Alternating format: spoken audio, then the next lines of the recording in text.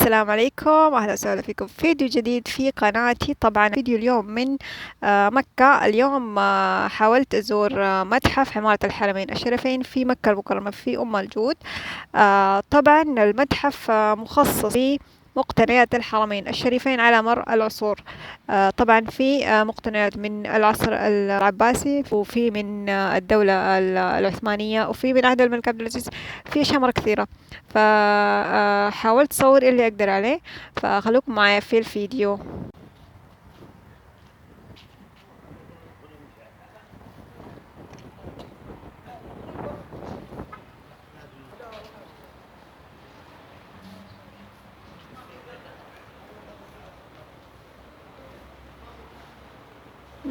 في عهد خادم الحرمين الشريفين الملك فهد. هذا تاريخ الافتتاح.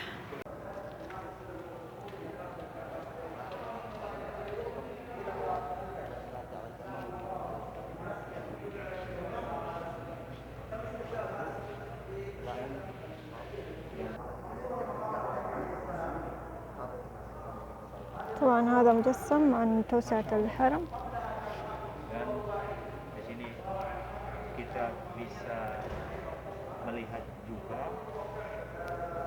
bagaimana rencana-rencana di sini bisa kita طبعا lihat nanti مجسم مرة كبير belakang بيوضح akan semakin tinggi-tinggi التوسعة، seperti bertambah-tambah nanti كيف راح يكون الحرم بعدين. di dalam Masjidil Haram. Ya. Nah, di sini bisa kita melihat bagaimana ada Marwah, ya. Ini berarti bukit Marwah. Dan di sini هنا جهة المروة، sofa. المسعى هنا، Betapa sangat وهنا الكعبة، المسجد من جوا والتوسعة من هنا كله. وظيفة هذا الصندوق هو احتواء أدوات غسل الكعبة المشرفة. عند بدء عملية غسل الكعبة توضع الأواني الخاصة بعملية غسل الكعبة. معدن النحاس، إطار الكراسي مصنوع من معدن الفضة. الحلقات المثبتة. طبعا مثل ما شرح انه هذا كان صندوق من الخشب امر بعمل خادم الحرمين الشريفين عام 1404 لوضعه داخل الكعبة. هذه قطعة من الستارة السعودية الداخلية للكعبة المشرفة. طبعا مكتوب عليه آيات، بس هذه طبعا من المرة. ستارة هندية داخلية للكعبة المشرفة ذات اللون الأحمر. أمر بصنعها الملك عبد العزيز رحمه الله. قطعة بس يعني يجيبوا. وهذه قطعة من الكسوة للكعبة، قطعة من الكسوة السعودية للكعبة يعني من برا، قطعة بس. قطعة من كسوة الكعبة تسمى قنديل، نقش فيها نص كتابي الحمد لله رب العالمين. طبعا وهذه كمان قطعة من كسوة الكعبة، من الكسوة الهندية. هنا صورة لصحن المطاف مثل ما انتم شايفين. طبعا وهذا إطار الحجر الأسود يعود تاريخه للعصر السعودي، مصنوع من الفضة مثل ما قال. هنا ثقالات من الرصاص لتثبيت كسوة الكعبة المشرفة. غيروها طبعا الحين يعني قديمة. هنا حلقات من النحاس لتثبيت كسوة الكعبة المشرفة من العصر السعودي، يعني مش مرة قديم بس قديم، يعني يعتبر قديم.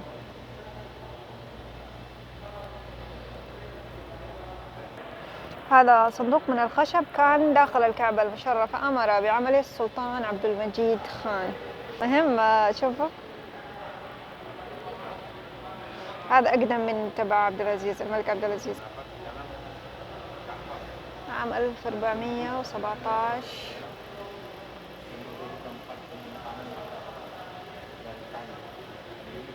هذه قطعة من كسوة الكعبة كمان. هذه قطعة من الكسوة المصرية للكعبة. وهذا شكله كذا مكان صناعة كسوة الكعبة، بس شكله قديم مرة زي ما انتم شايفين هنا. الخيوط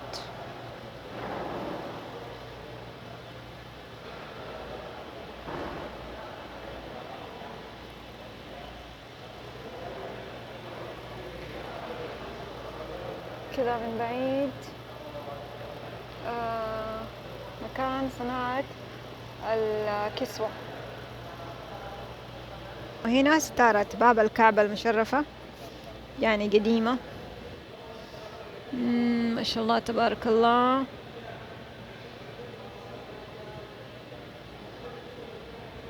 وهذا الشيء لوحة مصنوعة من الذهب، مكونة من 6 قطع ومثبتة على قاعدة من الحديد، منقوش عليها بعض الآيات القرآنية، كانت موجودة فوق باب الكعبة المشرفة. طبعا هذه لوحة مصنوعة من الذهب زي ما انتم شايفين، مكتوب عليها آيات قرآنية. أنا عرفت هذا، ولله على الناس حج البيت من استطاع إليه سبيلا. كانت موجودة فوق باب الكعبة، ستارة باب الكعبة المشرفة. هذه صورة لها. القفل الذي كان يستخدم في قفل باب الكعبة. اوكي، وهذا أقدم شكله. هذا جزء تالف من أحد الأعمدة الخشبية للكعبة، يرجع تاريخه 65. هذه قاعدة خشبية مثبتة على قاعدة رخامية خاصة بوقف العسكري اللي يوقف جنب الحجر الأسود لتنظيم الحركة عند الحجر وعند الطواف. طبعا قديم مكسور يعني.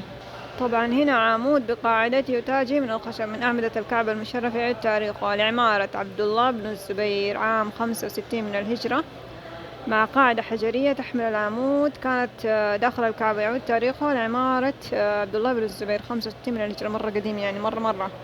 طبعا هذا هو العمود زي ما انتم شايفين، كان داخل الكعبة المشرفة. وهذا اللي ورا كان اللي تحت العمود مثل ما هو مكتوب. طبعا هذه مجموعة من الصور من المهداة من صاحب السمو الملكي الأمير سلطان بن عبد العزيز رحمه الله عام 1297 إلى 1298. تم التقاطه بواسطة صادق.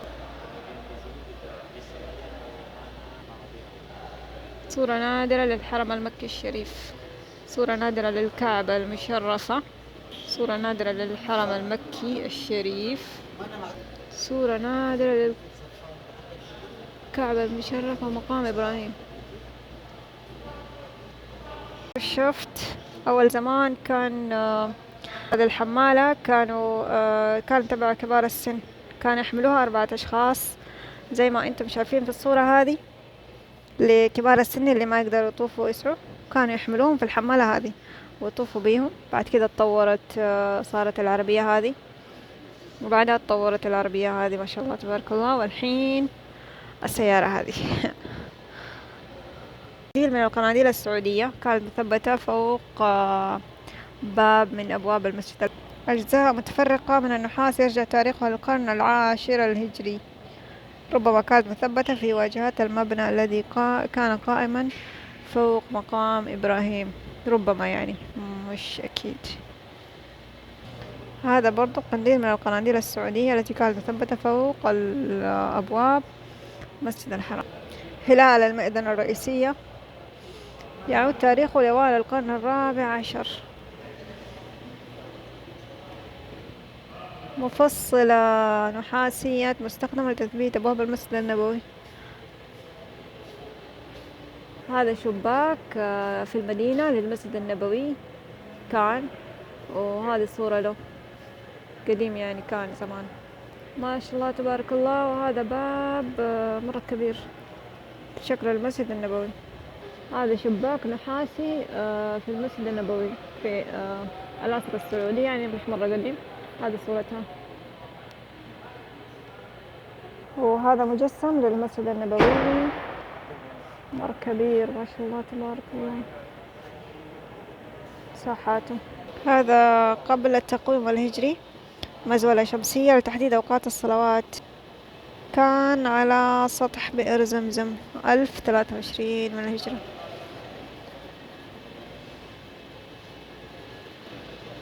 ما أعرف ذا الشيء صراحة. شوفوا هنا إيش فيه برقبة بئر زمزم، بتوقيع وطائها مع بكرة الرفع ماء زمزم عام 1299. هذا الشي كان فوق بئر زمزم، يعني كانوا بيتعاملوا مع بئر زمزم زي البئر، كان طلع المايه بالبكرة وزي كذا، وجايبينه كامل يعني. طاسة نحاسية لشرب ماء زمزم. هذا سطل من النحاس يعود تاريخه 1299، موجود في بئر زمزم.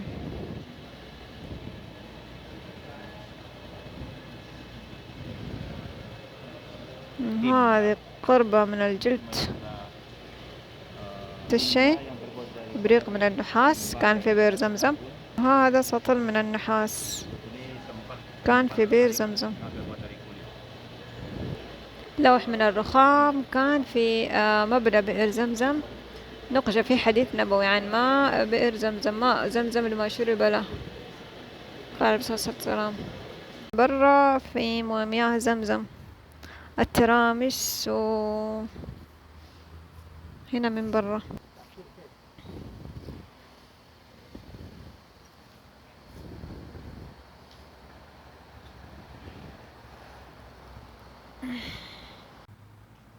هذا المبنى من الخارج، أنا شايفة الديكور والزخارف زي الحرم، ما شاء الله زي الحرمين، مرة حلو.